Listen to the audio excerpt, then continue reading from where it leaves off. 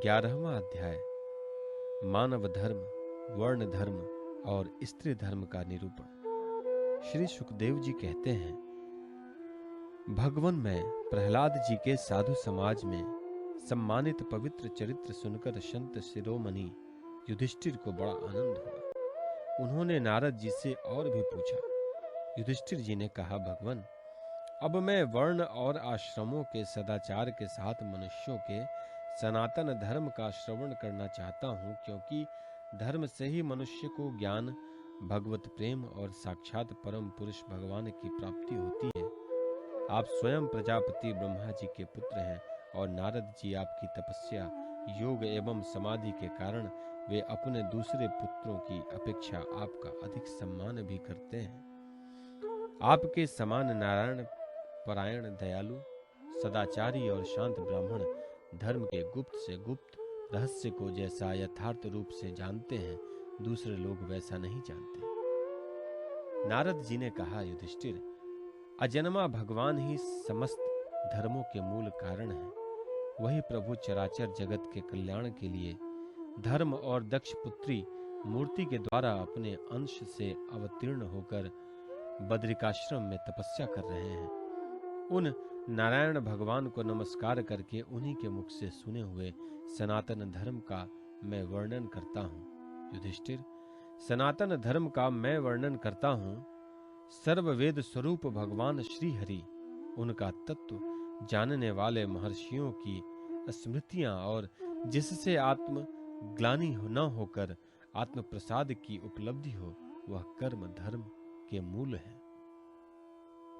युधिष्ठिर, धर्म के ये 30 लक्षण शास्त्रों में कहे गए हैं। सत्य, दया, तपस्या, शौच, तितिक्षा, उचित अनुचित का विचार, मन का संयम, इंद्रियों का संयम, अहिंसा, ब्रह्मचर्य, त्याग, स्वाध्याय, सरलता, संतोष, समदर्शी महात्माओं की सेवा, धीरे धीरे सांसारिक भोगों की चेष्टा से निवृत्ति। मनुष्य के अभिमान पूर्ण प्रयत्नों का फल उल्टा ही होता है। ऐसा विचार, मौन, आत्मचिंतन, प्राणियों को अन्न आदि का यथायोग्य विभाजन, उनमें और विशेष करके मनुष्यों में अपने आत्मा तथा इष्ट देव का भाव, संतों के परम आश्रय भगवान श्री कृष्ण के नाम, गुण, लीला आदि का श्रवण, कीर्तन, स्मरण, उनकी सेवा, पूजा और नमस्कार, उनके प्रति दास्य, सख्य और आत्मसमर्पण, यह 30 प्रकार का आचरण सभी मनुष्य का परम धर्म है। इसके पालन से सर्वात्मा भगवान प्रसन्न होते हैं। धर्मराज, जिनके वंश में अखंड रूप से संस्कार होते आए हैं और जिन्हें ब्रह्मा जी ने संस्कार के योग्य स्वीकार किया है, उन्हें द्विज कहते हैं। जन्म और कर्म से शुद्ध द्विजों के लिए यज्ञ, अध्ययन, दान और ब्रह्मचर्य आदि आश्रमों के विशेष कर्मों का विधान है।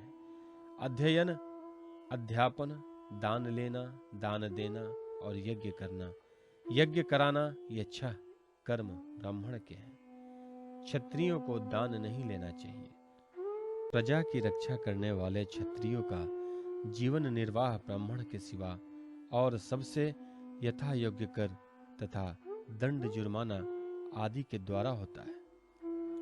वैश्य को सर्वदा ब्राह्मण वंश का अनुयायी रहकर गो रक्षा, कृषि एवं व्यापार के द्वारा अपनी जीविका चलानी चाहिए। शूद्र का धर्म है द्विजातियों की सेवा। उसकी जीविका का निर्वाह उसका स्वामी करता है। ब्राह्मण के जीवन निर्वाह के साधन 4 प्रकार के हैं: वार्ता, शालीन, ययावर और शिलोच्छन।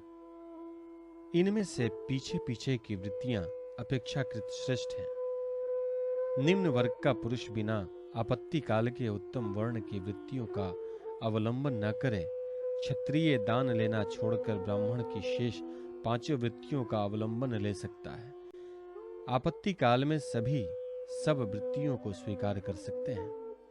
ऋतु, अमृत, मृत, प्रमृत और संत्यानृत, इनमें से किसी भी वृत्ति का आश्रय ले, परंतु श्राण वृत्ति का अवलंबन कभी ना करे। बाजार में पड़े हुए अन्न, उच्च तथा खेतों में पड़े हुए अन्न शिल को बीन कर शिलोच्च वृत्ति से जीव का निर्वाह करना रित है। बिना मांगे जो कुछ मिल जाए उसी अयाचित शालीन वृत्ति के द्वारा जीवन निर्वाह करना अमृत है। नित्य मांग कर लाना अर्थात यायावर वृत्ति के द्वारा जीवन यापन करना मृत है। कृषि आदि के द्वारा वार्ता वृत्ति से जीवन निर्वाह करना प्रमृत है।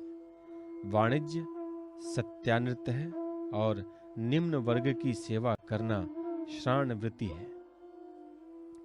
ब्राह्मण और क्षत्रिय को इस अंतिम अंधित वृत्ति का कभी आश्रय नहीं लेना चाहिए, क्योंकि ब्राह्मण सर्व वेदमय और क्षत्रिय राजा सर्व देवमय है।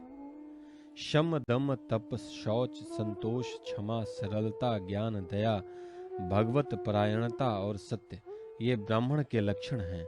युद्ध में उत्साह वीरता धीरता तेजस्विता त्याग मनोजय क्षमा ब्राह्मणों के प्रति भक्ति अनुग्रह और प्रजा की रक्षा करना ये क्षत्रिय के लक्षण हैं। देवता गुरु और भगवान के प्रति भक्ति अर्थ धर्म और काम इन तीनों पुरुषार्थों की रक्षा करना आस्तिकता उद्योगशीलता और व्यवहारिता निपुणता ये वैश्य के लक्षण हैं।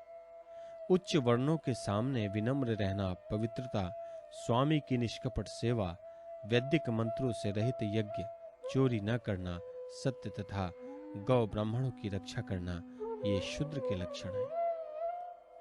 पति की सेवा करना उनके अनुकूल रहना पति के संबंधियों को प्रसन्न रखना और सर्वदा पति के नियमों की रक्षा करना ये पति को ही ईश्वर मानने वाली पतिव्रता स्त्रियों के धर्म है।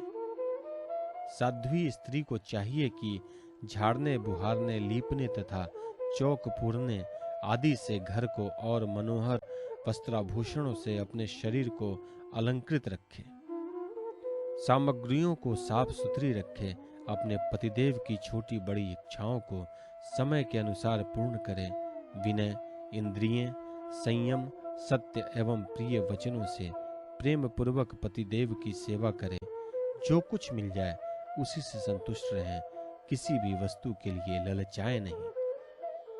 सभी कार्यों में चतुर एवं धर्मज्ञ हों, सत्य और प्रिय बोले, अपने कर्तव्य में सावधान रहें, पवित्रता और प्रेम से परिपूर्ण रहकर यदि पति पतित न हो तो उसका सहवास करें। जो लक्ष्मी जी के समान पति परायणा होकर अपने पति की उसे साक्षात भगवान का स्वरूप समझकर सेवा करती है, उसके पतिदेव वैकुंठ लोक में भगवत्सा रूप को प्राप्त होते हैं और वह लक्ष्मी जी के समान उनके साथ आनंदित होती है। युधिष्ठिर, जो चोरी तथा अन्याय पाप कर्म नहीं करते, उन अंतज्य तथा चांडाल आदि अंतेवसायी वर्ण संकर जातियों की वृत्तियां से वे ही हैं जो कुल परंपरा से उनके यहाँ चली आई हैं। वेददर्शी ऋषि मुनियों ने युग युग में प्रायः मनुष्यों के स्वभाव के अनुसार धर्म की व्यवस्था की है। वही धर्म उनके लिए इस लोक और परलोक के कल्याणकारी हैं। जो स्वाभाविक वृत्ति का आश्रय लेकर अपने स्वधर्म का पालन करता है, वह धीरे धीरे उन स्वाभाविक कर्मों से भी ऊपर उठ जाता है और गुणातीत हो जाता है। महाराज, जिस प्रकार बार बार बोने से खेत स्वयं ही शक्तिहीन हो जाता है और उसमें अंकुर उगना बंद हो जाता है, यहाँ तक कि उसमें बोया हुआ बीज भी नष्ट हो जाता है, उसी प्रकार यह चित्त जो वासनाओं का खजाना है, विषयों का अत्यंत सेवन करने से स्वयं ही ऊब जाता है, परंतु स्वल्प भोगों से ऐसा नहीं होता। जैसे एक एक बूंद घी डालने से आग नहीं बुझती, परंतु एक ही साथ अधिक घी पड़ जाए तो वह बुझ जाती है।